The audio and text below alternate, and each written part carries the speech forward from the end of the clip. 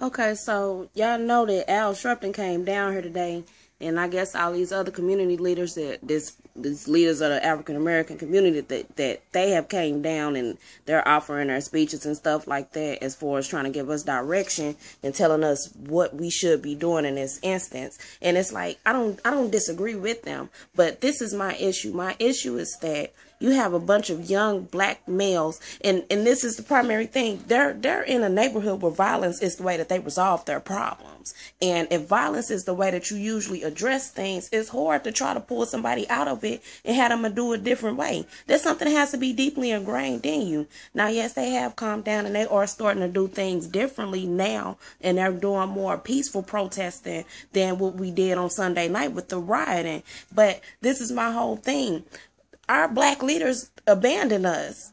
Our generation, they call us the lost generation. And the thing that is so upsetting about the whole thing is that they call us lost, but they don't even step in and try to lead us. You know, it's a lack of strong black male role models in our community. And the reason why is because many of them, they went to prison. You got ones have been killed, the ones that's been dead, but you got this older generation, they look at us and they thumbing their nose down at us and they say, y'all acting like niggas and y'all acting like coons and y'all doing all of this nigga stuff, you know. And it's like, y'all not there to lead us, but the minute that we step outside and we do the stuff that we know how to do, then all of a sudden y'all want to judge us and talk bad about us, and that's where that disconnect come in. And it's like, that ain't helping nobody. It sure ain't helping the situation going on here in St. Louis, and it definitely ain't helping the situation as far as getting justice for Mike Brown. Look, I feel like this. They've been attacking us for years. They've been killing us for years. They've been locking us up for years.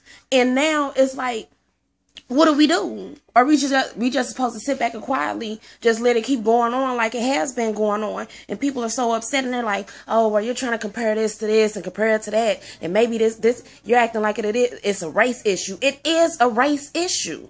It is. There's no denying that. There's no taking away from the point that this is a race issue. This is a black versus white thing. Because like somebody put a post on Instagram earlier that said that if it was a black cop that happened to have, if it was a black cop that killed a white kid, that this would be a whole different situation. It wouldn't be no problem with the officer's name getting released. It wouldn't be no problem with justice being served. It wouldn't be no whole thing about them saying, oh, well, it's going to take 6 weeks for us to get the reports back and we have to launch a full investigation. No, because if it was a black cop and a white kid, he either be hanging from a tree or he gonna be dead or in jail. And that's the truth. That's the truth of the matter. And then they try to say, well, we don't place any value on black people's lives.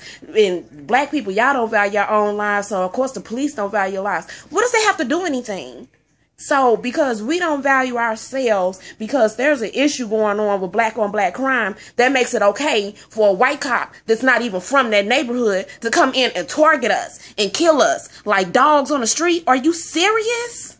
Seriously, you got to think about this. Something is wrong. Something is seriously wrong with this situation. I was going to sit and write a whole well thought out, articulate paragraph on it, but it's too much I had to say, so I got to put it on camera. I went to school for criminal justice. When I got finished with my degree, I did not want to work in the criminal justice system. Why? Because the criminal justice system is not a system for black people. It's not meant, even when they wrote the Constitution was never meant to protect us. The Constitution said that we was only counted as 3/5 of a person. Like, this ain't never been our land. And then they tell them that they locking these people up when they were down there protesting yesterday, calling it an unlawful demonstration or unlawful gathering. How can that be an unlawful gathering when the Bill of Rights gives me the right to gather? I can protest peacefully. Right to assemble. That's what it's called. It's called a right to assemble. It's in the Bill of Rights. We learned that when we was in high school. But you trying to tell me that y'all can lock us up because y'all don't want us down there. They care more about these businesses losing their money than they do about the fact that this man killed their little boy in cold blood.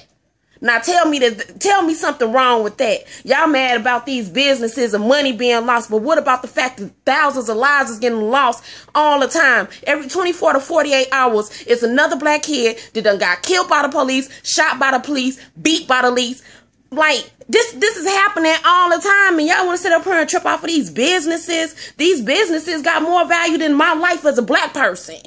Man, y'all gotta come on with all of that. Anyway, I'll be back later, and I gotta finish this, because right now I gotta go cook. But anyway, I'm just saying, y'all really gotta stop and think about what's going on. This is a race issue. It is. And I'm sorry that little boy lost his life, but I'm not just sorry. I'm torn up and I'm pissed off about it. I'm pissed off that this little boy got killed. And it took something that tragic for them to actually start paying attention, that the police they declared war on us years ago. I'm done. I'm done for now. I'm done.